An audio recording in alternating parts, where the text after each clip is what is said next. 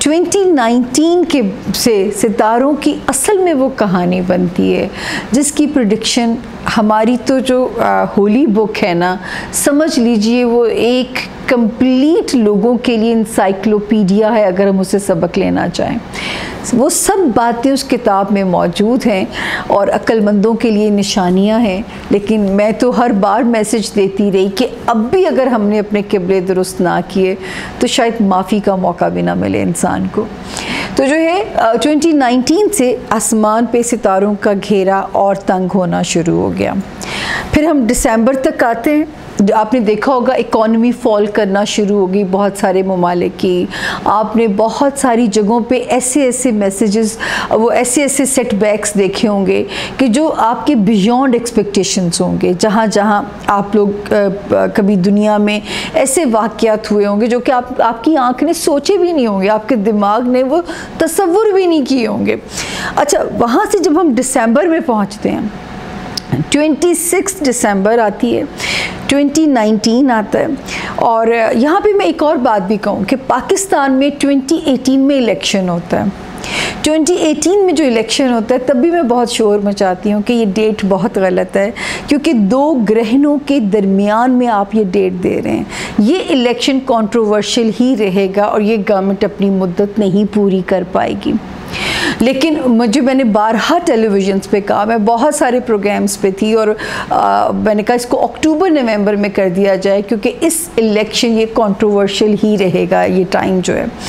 खैर, उसके बाद हम आते हैं 26 दिसंबर 2019 2019। आसमान पे फिर वही नक्शा बन जाता है जो 9/11 के टाइम पे बनता है। एग्जैक्टली वही नक्शा बन जाता है। और मैं कहूँ ये तो कोई बड़ी तबाही है। हम वॉर जोन में जाने वाले हैं। हम लगता है कि मेरे साथ हर प्रोग्राम में एक पैनल होता था एस्ट्रोलॉजर्स का, हर एक को 2020 पाकिस्तान का रोशन नज़र आता था। मुझे ऐसे लगता था तेल के कुएं सारे पाकिस्तान से निकल आएंगे और मुझे अंधेरे नज़र आते थे। मुझे लगता था इमरजेंसी है, अंधेरा है, कियोस है। मैंने कोरोना को प्रेडिक्ट नहीं किया था।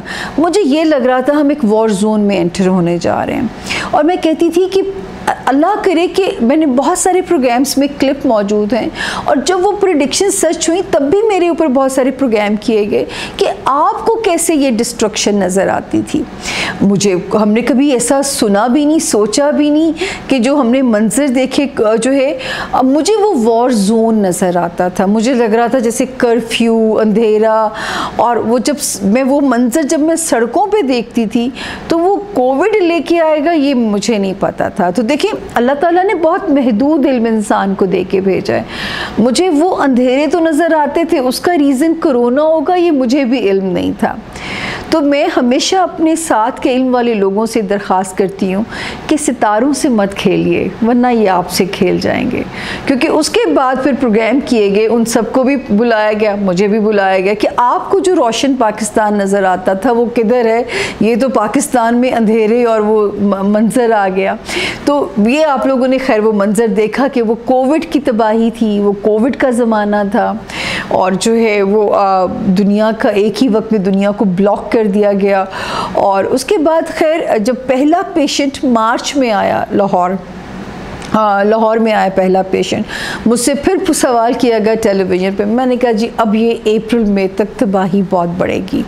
और खैर जब कम हुआ उसकी भी प्रेडिक्शन मौजूद थी। तो जो है उसके फिर असरात आप लोगों ने देखे कि वो अब बायोलॉजिकल वॉर है या वो एक वायरस था, ये आज तक सस्पेंस ही है।